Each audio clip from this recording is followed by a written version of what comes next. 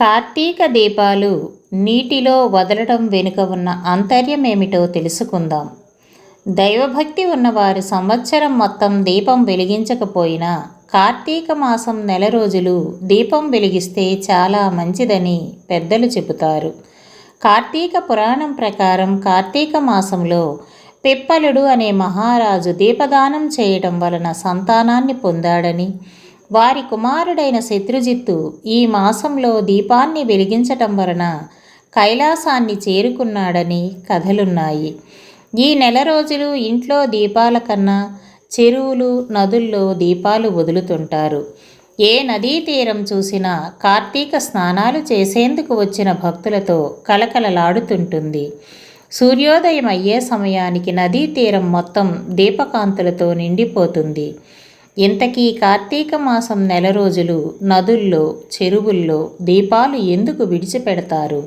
దీని వెనుకున్న ఆంతర్యం ఏమిటి? నమామీశ్వరం ప్రాణేశ్వరం పంచభూతేశ్వరం అర్ధనారీశ్వరం ఆదీశ్వరం సర్వకాళేశ్వరం శివం శివం భవహరం హరం శివం శివం భవహరం హరం. ఆకాశం, నీరు, అగ్ని, గాలి, భూమి పంచభూతాలు సకల ప్రాణికోటికి జీవనాధారాలు. శివ పంచాక్షరి మంత్రమైన నమ శివ య అనే పంచబీజాక్షరాల నుంచి పంచభూతాలు, వాటి నుండి సమస్త జగత్తు పుట్టిందని శాస్త్రవచనం. శివ అనే శబ్దానికి శుభం, క్షేమం, శ్రేయం, మంగళం అని అర్థాలున్నాయి. ఈ జగత్తంతా శివమయమే అయినప్పుడు అంతా శివోహమే. పంచభూతాలను కూడా తనలో లయం చేసుకొని పరమశివుడు కొలువైన క్షేత్రాలు పంచభూత క్షేత్రాలు. ఇంతకీ కార్తీక మాసంలో దీపాలను నీటిలో ఎందుకు వదిలిపెడతారంటే, ముందుగా శివం పంచభూతాత్మకం అని తెలిసినప్పుడే దీపాలు వదిలిపెడతాము నీటిలో అనేది అర్థమవుతుంది. ఆత్మజ్యోతి స్వరూపం, ఆత్మను జ్యోతి స్వరూపంగా భావిస్తారు. మనలో ఉండే ఆత్మ జ్యోతి స్వరూపంగా మారి భగవంతుడిని చేరుతుందంటారు. జ్యోతి స్వరూపం అంటే దీపాన్ని పంచభూతాల్లో ఒకటైన నీటిలో వదలటం అంటే మనలోని ఆత్మని పంచభూతాత్మకం అయిన పరమేశ్వరుడికి అంకితం చేయడమే.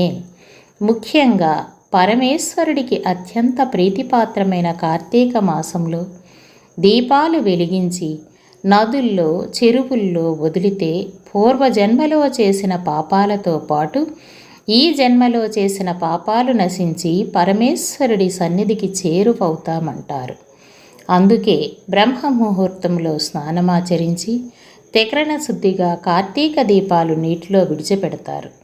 అన్ని మాసాల్లో చేసే ఆధ్యాత్మిక కార్యక్రమాల కన్నా కార్తీక మాసంలో చేసే ఉపవాసం, స్నానం, దానం ఎన్నో రెట్లు ఫలాన్ని ఇస్తాయని పురాణాలు చెబుతున్నాయి.